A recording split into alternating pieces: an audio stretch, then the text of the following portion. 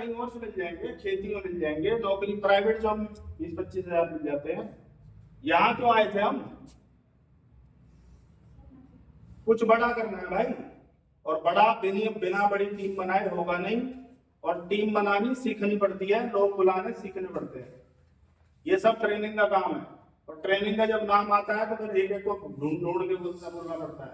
क्योंकि एक चीज याद रखना, जो आपको पैसा आ रहा है ना, तो पता है किस चीज का आ रहा है? किसका? नॉलेज का। अगर आपको 5 रुपए आ रहे हैं तो आपकी नॉलेज कितनी है? 500 आ रहे हैं तो 5000 आ रहे हैं तो 50,000 आ रहे हैं तो बच्चा को 1 करोड़ आ रहा है तो उनकी नॉलेज कितनी है? तो हमें उस 1 करोड़ की नॉलेज सीखनी पड़ेगी। हम लोग कहते हैं यार हमें तो 4 साल हो गए। साल से मतलब ही नहीं है, आपको आ कितना रहा है इससे मतलब है। ये आपकी नॉलेज है। ये 50 आ रहा है तो 50 है, 2 लाख आ रहे तो 2 लाख है। और अभी सेक्टर 11 में द्वारका सेक्टर 11 में पूरा का पूरा एक फ्लोर खरीदा है। किसने पता है? पूरी मार्केट बोलते हैं ना, पूरा ही शॉपिंग कॉम्प्लेक्स फ्लोर पूरा, उसका किराया सुनेंगे आप 2 करोड़। ये कहीं आपको बताते नहीं है, ना कभी बताते हैं कितना पैसा आता है। वो सिर्फ नेटवर्किंग की इनकम बताते हैं 1 करोड़ 35 लाख आ रहा है। उस पैसे से पैसा घूमना शुरू हो गया दोस्त, इसलिए डायमंड बनना जरूरी है।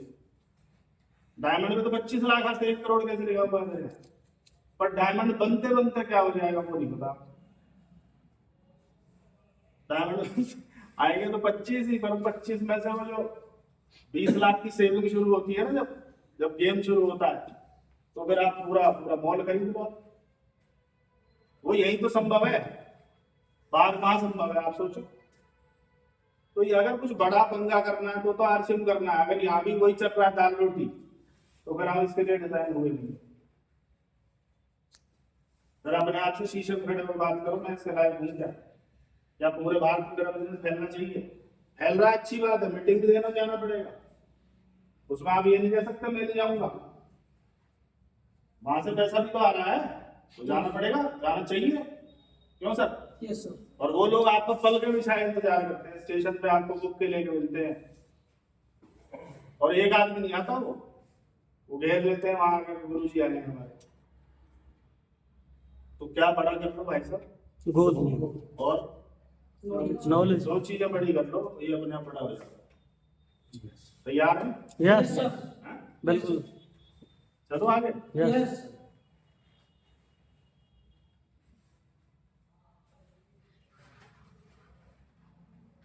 नॉलेज और ये सारी चीजों के लिए आपको किससे जुड़ना पड़ेगा? सिस्टम। कितनों ने सुना है कि सिस्टम जैसी कोई चीज होती है, बोलते सिस्टम से जुड़ो, सिस्टम से जुड़ो। Yes sir. अभी एक किताब पढ़ रहा हूं मैं,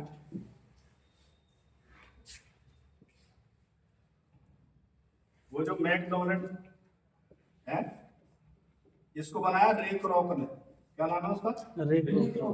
रे क्रॉक। उस किताब में लिखा है आप व्यक्ति को डुप्लीकेट नहीं कर सकते। रे क्रॉक तो गया, आप कैसे डुप्लीकेट करोगे? पर वो क्या बना के गया है? सिस्टम। 2005 की लिखी हुई किताब है।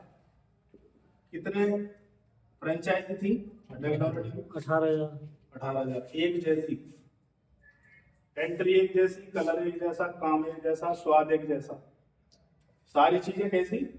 एक जैसी। डुप्लीकेशन एज इट इज होना चाहिए। और हमारा बिजनेस किस चीज का है? डुप्लीकेशन। जो मैं कर रहा हूँ मेरी टीम नहीं कर सकती तो बेकार है। अगर मैं कर रहा हूँ, टीम आसानी से कर रही है, तो ये डुप्लीकेशन का बिजनेस है। अगर मैं प्लान दिखाता हूँ, वैसा प्लान मेरी टीम में 10-20 लोग दिखा रहे हैं, तो मेरा काम बढ़ेगा। और अगर मैं ही प्लान दिखा रहा हूँ, तो फिर सेल्फ एम्प्लॉयड हूँ, मैं फिर काम नहीं कर रहा, फिर मेरा काम मल्टीप्लाई फेस में नहीं जाएगा। कौन से फेस में? मल्टीप्लाई। और ये कौन से फेस में जाके पैसा देता है? मल्टीप्लाई फेस में। तो हमें क्या बनाना है साहब? सिस्टम बनाना है, और सिस्टम से अटैच होना है। Mission loyalty, mission technical, seminar, training, counselling, ये सब सिस्टम है। जो टीम इनसे जुड़ी हुई है वो तेजी से ग्रो कर रही है।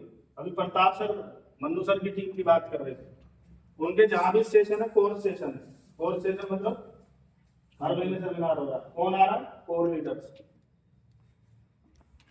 क्यों बढ़ रहा है आपका बिजनेस? क्योंकि उनकी टीम लगातार कोर सेशन कोर मीटिंग्स में बैठ रही है। हमारे यहाँ क्या होता है, कभी होता है कभी नहीं होता। भाई साहब 12 महीने की डेट फिक्स करो ना अपने सेमिनार में, क्या दिक्कत है? ट्रेनिंगों की भरो, बैक टू बैक चलेगा तो बिजनेस बढ़ेगा, नहीं तो बढ़ेगा नहीं। इसमें ये बताया गया कि ये जो लोग हैं इस साइड वाले, वो कौन सी इनकम के लिए काम करते हैं? एक्टिव और इधर पैसिव पैसिव। पैसिव इनकम के बगैर आप क्या नहीं बन सकते? रिच और ये एक्टिव इनकम वाला हमेशा क्या रहेगा? पुअर तो पहला क्वाड्रेंट कौन सा है? डेवलपमेंट ई क्वाड्रेंट। दादाजी पुलिस में थे, पिताजी आर्मी में थे, दोनों कौन से क्वाड्रेंट में थे? जब तक काम किया तब तक क्या आया? पैसा पैसा। सही है। अभी 4 के बाद पेंशन खत्म है, तो जो ये पेंशन मिलती थी वो भी खत्म है। तो यहां से निकल के हमारा जो खानदान है वो कहां शिफ्ट हुआ? पिताजी ने वर्कशॉप खोल ली, चाचा ने वकालत कर ली, भाई ने वकालत कर ली, उसने वकालत कर ली, तो ये कौन से क्वाड्रेंट में आ गए? ये कितना ही जोर लगा लें, इनकम कौन सी है? एक्टिव। 2 साल कोरोना रहा, क्या केस लड़ने गए होंगे? बताओ। जज ने हाथ में लगाया फाइल में, तारीख चली है 2 साल, फाइल में कोरोना आ जाए। और एक समय आएगा जब ये वकालत बंद होगी, केस लड़ने बंद होंगे, उस दिन इनकी इनकम बंद हो जाएगी। और ये कितने टैलेंटेड, सही अपने दिमाग को ट्रांसफर नहीं कर सकते अगली जनरेशन में, कि ये बिल्कुल अनुभवी 40 साल का वकालत का दिमाग है, इसको ट्रांसफर कर देता हूँ विजय भाव। ऐसा संभव नहीं है। कितनों को बात पकड़ में आ रही है? हमारे बाप दादा और हम यही हैं, कहाँ? कौन सी इनकम के पीछे भाग रहे हैं? एक्टिव। मैंने मोबाइल की शॉप चलाई, अब पैसा दे रही है क्या? नो। कब तक दिया उसने पैसा? पिताजी ने 35 साल वर्कशॉप चलाई, बंद हो गई, अब दे रही पैसा? इसका मतलब कौन सी इनकम जनरेट कर रहे थे हम लोग? और एक्टिव वाला हमेशा ये रहेगा। ये जो घर मकान बनाते हैं दुनिया में दिखाने के लिए बनाते हैं, EMI बनते हैं मकान के लिए। ये बहुत सीढ़ी पल्ले पड़ी हुई, उसमें बताता है कि ये जो घर मकान और गाड़ियां दिख रही हैं इस क्वाड्रेंट वालों की, ये सिर्फ दुनिया दिखाने के लिए है। भाई साहब हमारा ऐसा घर है, लोन कितना वो बताते? हेलो, सुन ले रहे आप? Yes sir. ये पिताजी और दादाजी के टाइम में लोन वर्ड सुना था? नहीं। डरते थे वो लोन के नाम से, कर्जे के नाम से उन्हें ठंड चढ़ जाती थी।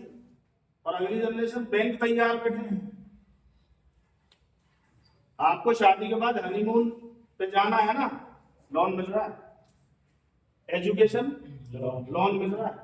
और एजुकेशन लोन के बारे में बताया जाता है कि वो माफ नहीं है। आप क्रेडिट कार्ड में दिवालिया घोषित कर दो, माफ हो जाएगा। एजुकेशन लोन माफ नहीं, देने पड़ेगा। ये तो गले में रस्सी डाली जा रही है भाई साहब। ये बच के दिखा, हाँ या ना? yes. और जॉब वाला आदमी जॉब क्यों नहीं छोड़ता? लोन चलता है उसके ऊपर। उसे पता है रेगुलर नहीं आया तो लोन कहां से करूंगा? 20 साल का होम लोन चल रहा है, कैसे छोड़ देगा बताओ? और बॉस उसको उल्टा लटका के उसे सजा देगा तब भी लेगा। क्यों? बच्चों की फीस जानी, लोन जाना, इसी से भरा जा रहा है। कितने डिप्रेशन में आ जाए, सुसाइड केस क्यों बढ़ रहे हैं? छोड़ ही नहीं सकता, कैसे छोड़े? दूसरी ना मिली तो। और एक क्वाड्रेंट और है, क्या नाम है इसका? इसको बोलते हैं बिग बिजनेस या बिजनेस ओनर। ये कारोबार कई स्टेट में, कई कंट्रीज में होता है जिनका, वो इसमें कहलाते हैं। और जब तक 500 लोग आपकी टीम में, आपकी फैक्ट्री में, आपकी एसोसिएशन में ना हो, तब तक आप यही रहेंगे। 500 के बाद कहाँ आते हैं? बिजनेस। और ये कौन सी इनकम जनरेट हो रही है? पैसिव। और ये केवल पैसिव इनकम ही रिच बना सकती है, ये और ध्यान रखना। अदरवाइज आदमी अमीर नहीं हो सकता। और उसके बाद आप क्या बन जाओगे? इन्वेस्टर। फिर आप जमीन ले सकते हैं, शेयर ले सकते हैं, गोल्ड ले सकते हैं, जो मर्जी ले सकते हैं। इनमें कहाँ ले सकते हैं, इनमें क्या ले रहा है आदमी वो तो देखो। क्यों नहीं ले रहा, क्या कारण है? ये वो लोग हैं जिन्हें पता है काम को कैसे करना है, और ये वो लोग हैं जिन्हें पता है काम को क्यों करना है, और क्यों वाले कैसे वाले को हायर कर लेते हैं। अब ये दोनों लोग इनकम किया, एक फॉर्मूला है इनकम इनटू रेट गुणा टाइम। ये ई और एस वाले क्या बढ़ाते रहते हैं? रेट बढ़ाने का पहला तरीका है एजुकेशन।